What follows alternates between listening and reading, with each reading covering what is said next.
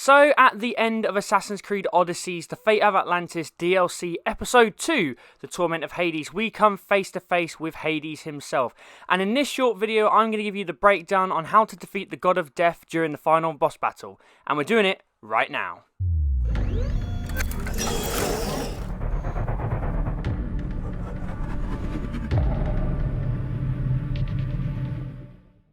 Hades is quite the formidable foe, and he is unlike anything we've come across in Assassin's Creed Odyssey so far. Now, what I'm going to do, guys, is I'm going to break down this boss battle into the 3 distinct phases that you're going to come across as you progress through the battle, and break them down on how you can basically defeat Hades and best him in each phase. So we're going to start with Phase 1, and Phase 1 starts with Hades going into an Overshield ability, which is basically he creates an Overshield for himself, so any damage that you do is not affecting his overall health, but is denting his shield ability. And what you're going to see in the first phase, you're going to see a series of slash and dash attacks. Now, you got to be careful with these, because what you actually see is with the slash attacks is that they actually project beyond the end of Hades' staff. So you might feel that you're out of the way and you're a fair distance back, so you're not going to get hit by Hades' staff, but his attack actually projects slightly further than the end of his staff. So even though you think you're further away, you can still get caught out. So it's really important that you make sure you control your distance between yourself and Hades with regards to your melee attacks, because otherwise, if you go in too quickly, you will get caught out and you will die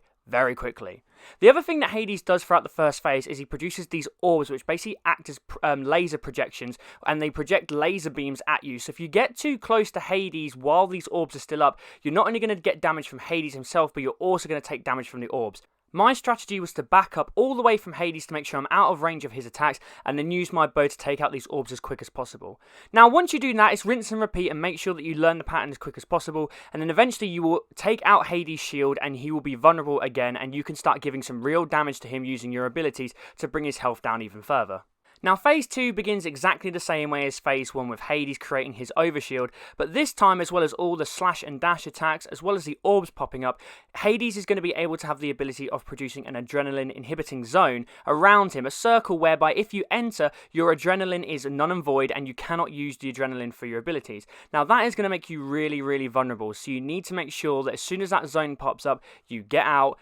get away from him, have some range, use your bow to get some attacks in, and then once he starts slashing and dashing again and the pattern begins, you're able to get in there nice and easy, get your abilities off, and start popping that overshield so it gets nice and down, and to the point where you now have Hades vulnerable again and you're able to attack his health straight away. Now, the other thing you're going to see in Phase 2 is that the zones that Hades creates also produce projectiles that can track you a certain distance. Now, like everything we've just discussed, if you keep your range, those projectiles will not be able to reach you and they will die before they make contact with you, and therefore affecting your health. Once they are down and you destroy the orbs, that no longer is in effect, and you can then get back in close with Hades and take down his health once more. Now, the final phase, Phase 3, is exactly the same as Phase 1 and Phase 2, with Hades' Overshield now regenerating, and all the previous abilities of the slash and dash, the projectiles from the orbs, and all that kind of stuff, and the adrenaline inhibiting zone, that's all back in. It's now become an absolute cocktail. But this time, instead of having one area where the orbs and the projectiles can affect you,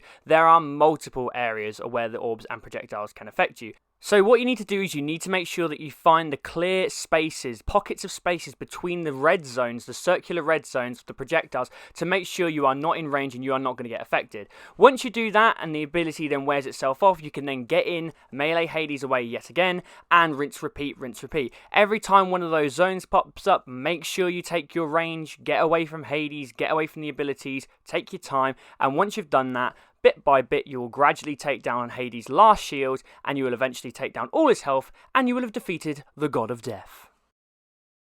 Well, guys, I hope you enjoyed my short breakdown on how to defeat Hades in the Assassin's Creed Odyssey Fate of Atlantis DLC. If you did, then please make sure you leave a like and subscribe to the channel. Let me know your thoughts on Assassin's Creed Odyssey's Fate of Atlantis DLC in the comment section down below, and please share the video around to help get the channel some recognition. Also, make sure you head over to Twitter and follow myself and the channel at Installation_IX, capital I, capital X, and I'm Sykes, and for all things Xbox, stay tuned to InstallationX. Bye, guys.